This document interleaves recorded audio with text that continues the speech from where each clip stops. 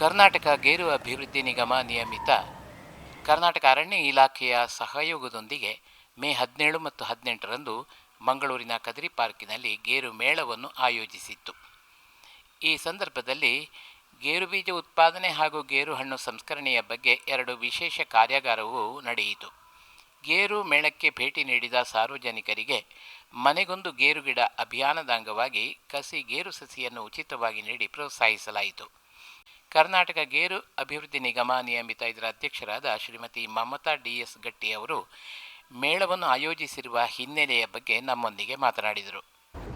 ಮನೆಗೊಂದು ಗೇರು ಗಿಡ ಎನ್ನುವಂಥ ನನ್ನ ಆ ಕಾನ್ಸೆಪ್ಟ್ ಏನು ಅಂತೇಳಿದರೆ, ಹಿಂದೆ ನಮ್ಮ ಹಿರಿಯರು ಹೇಗೆ ನಮ್ಮ ಅಜ್ಜಂದಿರ ಅಮ್ಮ ಅಪ್ಪ ಇರುವಾಗ ನಮ್ಮೆಲ್ಲರ ಮನೆಯಲ್ಲಿ ಊರಿನಲ್ಲಿ ಪ್ರತಿಯೊಂದು ಮನೆಯಲ್ಲಿ ಕೂಡ ಒಂದೊಂದು ಗಿಡಗಳು ಗೇರು ಹಣ್ಣಿನ ಗಿಡಗಳಿತ್ತು. ಅದು ಬೆಳೆದು ನಮಗೆಲ್ಲರೂ ಕೂಡ ನಾವು ಹಣ್ಣನ್ನು ತಿಂದಿದ್ದೇವೆ. ಇವತ್ತು ನಮ್ಮ ಮಕ್ಕಳಿಗೆ ಅದು ಕಣ್ಮರೆಯಾಗಿದೆ. ಕೇವಲ ಆ ಮಕ್ಕಳು ಕ್ಯಾಶು ಮಾತ್ರ ತಿಂತಾರೆ, ಗೇರು ಹಣ್ಣನ್ನು ತಿನ್ನಲ್ಲ. ಆ ನೆಲೆಯಲ್ಲಿ ಪ್ರತಿಯೊಂದು ಮನೆಯಲ್ಲಿ ಕೂಡ ಒಂದು ಗೇರು ಹಣ್ಣಿನ ಗಿಡವನ್ನು ನೆಟ್ಟು ಆ ಮಕ್ಕಳು ಕೂಡ ಅದರಲ್ಲಿ ಫಸಲು ಬಂದು ಆ ಹಣ್ಣನ್ನು ತಿನ್ನುವಂತಾಗಲಿ ಎನ್ನುವುದೇ ನನ್ನ ಒಂದು ಅದರಲ್ಲಿ ಕಾನ್ಸೆಪ್ಟ್. ಈ ಉದ್ದೇಶದಿಂದ ನಿನ್ನೆ ಕೂಡ ನಾವೊಂದು ಭಾಳಷ್ಟು ಇತಿಹಾಸದಲ್ಲಿ ನಿಗಮ ಆರಂಭವಾಗಿ 48 ವರ್ಷ ಆಯಿತು. ಈಗ ನಾನು 12ನೇ ಅಧ್ಯಕ್ಷೆಯಾಗಿ ಜವಾಬ್ದಾರಿಯನ್ನು ತೆಗೆದುಕೊಂಡಿದ್ದೇನೆ. ಈ ಒಂದು ಹೊಸತನ ಇನ್ನೂ ಗೇರು ನಿಗಮದಲ್ಲಿ ಬರಲಿ. ಏನು ನಮ್ಮ ನಶಿಸಿ ಹೋಗ್ತಿರ್ತಕ್ಕಂಥ ಗೇರು ಬೆಳೆ ಏನಿದೆ, ಇದು ನಿಜವಾಗಿ ಕೂಡ ರೈತರ ಪಾಲಿನ ವಾಣಿಜ್ಯ ಬೆಳೆ, ಆಪತ್ ಬಾಂಧವ ಬೆಳೆ ಅಂತಲೂ ಹೇಳ್ಬೋದು. ಹಿಂದಿನ ಕಾಲದಲ್ಲೆಲ್ಲ 2ನೇ ಬೆಳೆಯಾಗಿ ವಾಣಿಜ್ಯ ಬೆಳೆಯಾಗಿ ರೈತರು ಇದನ್ನು ತೆಗೆದುಕೊಳ್ತಾ ಇದ್ದರು. ರೆಡಿ ಟು ಕ್ಯಾಶ್ ಅಂದರೆ ಇದನ್ನು ಕೊಟ್ಟಾಗಲೇ ಅವರಿಗೆ ಕ್ಯಾಶ್ ಹಣ ಸಿಗ್ತದೆ. ಮಕ್ಕಳಿಗೆ ವಿದ್ಯಾಭ್ಯಾಸಕ್ಕಿರಲಿ, ಹಿಂದೆಲ್ಲ ಅರ್ಜೆಂಟ್ ಏನಾದರೂ ದುಡ್ಡು ಬೇಕಿದ್ರೆ ಗೇರು ಹಣ್ಣಿನ ಬೀಜವನ್ನು ಮಾರಿ ಜನರು ಆರ್ಥಿಕವಾಗಿ ಸ್ವಾವಲಂಬಿಯಾಗಿ ಬೆಳೀತಾ ಇದ್ದರು. ಅದು ಇವತ್ತು ಕಡಿಮೆಯಾಗಿದೆ. ಹಾಗಾಗಿ ಪ್ರತಿಯೊಂದು ಮನೆಯಲ್ಲಿ ಕೂಡ ಇಂತಹ ಒಂದು ಗೇರು ಹಣ್ಣಿನ ಮರಗಳು ಬೆಳೀಲಿ. ಪ್ರತಿ ಮಕ್ಕಳು ಕೂಡ ಆಯಾಯ ಸಂದರ್ಭಗಳಲ್ಲಿ ಹೇಗೆ ನಾವೀಗ ಮಾವು ಹಲಸಿನಕಾಯಿ ತಿಂತೇವೋ ಅದೇ ರೀತಿಯಲ್ಲಿ ಗೇರು ಹಣ್ಣನ್ನು ಕೂಡ ಆ ಸಂದರ್ಭದಲ್ಲಿ ತಿನ್ನುವಂತಾಗಲಿ. ಇವತ್ತು ಗೇರು ಹಣ್ಣಿನ ಮಹತ್ವ ಏನು ಅಂತೇಳಿದರೆ, ವೈಜ್ಞಾನಿಕವಾಗಿ ಕೂಡ ಒಂದು 5 ಕಿತ್ತಳೆ ಹಣ್ಣನ್ನು ತಿಂದರೆ 1 ಗೇರು ಹಣ್ಣು ತಿಂದಾಗೆ ಅಷ್ಟು ವಿಟಮಿನ್ ಸಿ ಗೇರು ಹಣ್ಣಿನಲ್ಲಿದೆ. ಅದರ ಜ್ಯೂಸ್ ಇರ್ಬೋದು, ಅದರಲ್ಲಿ ಆಗ್ತಕ್ಕಂಥ ಉತ್ಪನ್ನಗಳು ಇವತ್ತು ಭಾಳಷ್ಟು ಅದಕ್ಕೆ ಮೆರುಗುಗಳು ಸಿಗ್ತಾ ಇದೆ. ಆ ನೆಲೆಯಲ್ಲಿ ಆ ಗೇರು ಹಣ್ಣಿನ ಸಂಸ್ಕರಣೆ ಮಾಡಿ ಅದರಿಂದಲೂ ಕೂಡ ಬೇರೆ ಬೇರೆ ರೀತಿಯ ಖಾದ್ಯಗಳನ್ನು ತಯಾರಿಸ್ತಕ್ಕಂಥ ಇವತ್ತು ಅದರಲ್ಲಿ ಕೂಡ ಭಾಳಷ್ಟು ಜನ ಕಂಡುಹಿಡಿದಿದ್ದಾರೆ. ಹಾಗಾಗಿ ಗೇರು ಬೀಜದ ಜೊತೆ ಗೇರು ಹಣ್ಣಿನ ಮಹತ್ವಗಳು ಕೂಡ ಜನರಿಗೆ ತಿಳಿಲಿ ಎನ್ನುವುದೇ ಈ ಗೇರು ಮೇಳದ ಉದ್ದೇಶ. ಆ ಉದ್ದೇಶದಲ್ಲಿ ನಾವೊಂದು ಕಾರ್ಯಾಗಾರಗಳನ್ನು ಕೂಡ ಇಟ್ಕೊಂಡಿದ್ದೆವು. ಅತ್ಯುತ್ತಮವಾಗಿ ಈ ಕಾರ್ಯಾಗಾರಗಳು ಕೂಡ ರೈತರಿಗೆ ಮಾಹಿತಿಯಾಗಿ ಜರುಗಿ ಬಂತು. ಒಂದು ವಿಚಾರ ಏನಂದರೆ, ಈಗ ಗೇರು ಬೀಜ ನಾವು ಬೆಳೆದು ಮಾರಾಟ ಮಾಡೋದಾದರೆ 150-160 ರೂಪಾಯಿ ಒಳಗೆ ಸಿಗ್ತದಷ್ಟೇ ಪ್ರತಿ ಕಿಲೋಯಿಗೆ. ಈಗ ಗೇರು ಹಣ್ಣಿನ ನಾವು ಮೌಲ್ಯವನ್ನೇ ನೋಡೋದಿಲ್ಲ, ಯಾಕಂದರೆ ಇದು ಹಾಗೆ ವೇಸ್ಟಾಗಿ ಹೋಗ್ತಾ ಇದೆ. ಈಗ ಅನುಭವದ ರೈತರ ಒಂದು ಹೇಳಿಕೆ ಪ್ರಕಾರ ಗೇರು ಗೇರು ಬೀಜಕ್ಕಿಂತ 3-4 ಪಟ್ಟು ಹೆಚ್ಚು ಆದಾಯ ಹಣ್ಣಿನಿಂದಲೇ ಪಡಿಬೋದು ಅಂತ ಹೇಳುವಂಥದ್ದು. ಈ ಬಗ್ಗೆ ಈಗ ಅಭಿವೃದ್ಧಿ ನಿಗಮದ ಏನಾದರೂ ಒಂದು ಚಿಂತನೆ ಇದೆಯಾ ಹೇಗೆ ಅಂತ ನೋಡಿ. ಈ ಕಾರ್ಯಾಗಾರದಲ್ಲಿ ನಮಗೆ ಕೆಲವೊಂದು ಚಿಂತನೆಗಳು ಬಂದಿವೆ. ನಿನ್ನೆಯಿಂದ ನಡೆದಂತಹ ಕಾರ್ಯಾಗಾರಗಳು ಇವತ್ತು ನಮ್ಮ ಕಲ್ಬಾವಿಯವರು ಮಾತಾಡಿದರು, ವಿಶ್ವಕೇಶ್ ಅವರು ಮಾತಾಡಿದರು, ಡಾಕ್ಟರ್ ಸುನೀಲ್ ಅವರು ಮಾತಾಡಿದರು. ಬೇರೆ ಬೇರೆ ರೀತಿಯ ಇವತ್ತು ಕಾರ್ಯಾಗಾರಗಳಲ್ಲಿ ನಮಗೆ ಇದರ ಮಹತ್ವವನ್ನು ತಿಳಿಸಿಕೊಟ್ಟಿದ್ದಾರೆ. ಸಂಸ್ಕರಣೆ ಯಾವ ರೀತಿಯಲ್ಲಿ ಮಾಡಿದನ್ನು ಈ ಉತ್ಪನ್ನಗಳನ್ನು ಜಾಸ್ತಿ ಮಾಡ್ಬೋದು.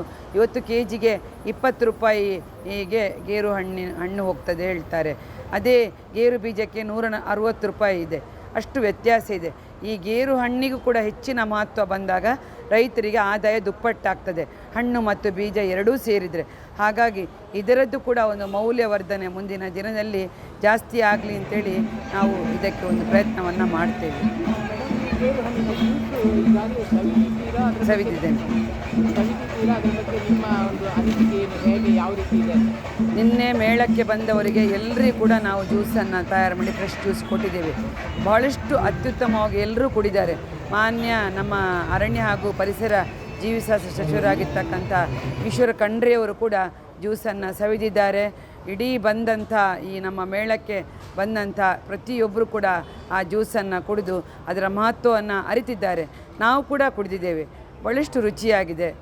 ಒಳ್ಳೆ ರೀತಿಯ ಒಂದು ದೇಹಕ್ಕೂ ಕೂಡ ಇದರಲ್ಲಿ ಅತ್ಯುತ್ತಮವಾಗಿ ಒಂದು ಪೌಷ್ಟಿಕಾಂಶ ಸಿಗ್ತಕ್ಕಂಥ ಈ ಜ್ಯೂಸು. ನೀವು ಕೂಡ ಗೇರು ಬೆಳೆಯುವಂತಹ ಭಾಗದವರೇ, ಆದ್ದರಿಂದ ಮುಂದಿನ ಭವಿಷ್ಯ ನಿಮಗೆ ಹೇಗೆ ಕಾಣ್ತದೆ? ಗೇರು ಹಣ್ಣಿನ ಬೀಜದ ಜೊತೆಗೆ ಹಣ್ಣಿಗೂ ಮೌಲ್ಯ ಬರ್ಬೋದು, ಜಾಸ್ತಿ ಆಗ್ಬೋದು ಅನ್ನಿಸ್ತದ? ನೋಡಿ, ಅದಕ್ಕೆ ನಾವು ಕಾರ್ಯಾಗಾರ ಈ ಗೇರು ಮೇಳವನ್ನು ಮಾಡಿದ ಉದ್ದೇಶವೇ ಅದು. ಇನ್ನು ಪ್ರತಿಯೊಬ್ಬರ ಭಾವನೆಯಲ್ಲಿ ಕೂಡ ಇಂಥ ಮೇಳಗಳು ಆದಾಗ ಗೇರಿನ ಮಹತ್ವ ತಿಳಿಯುತ್ತದೆ.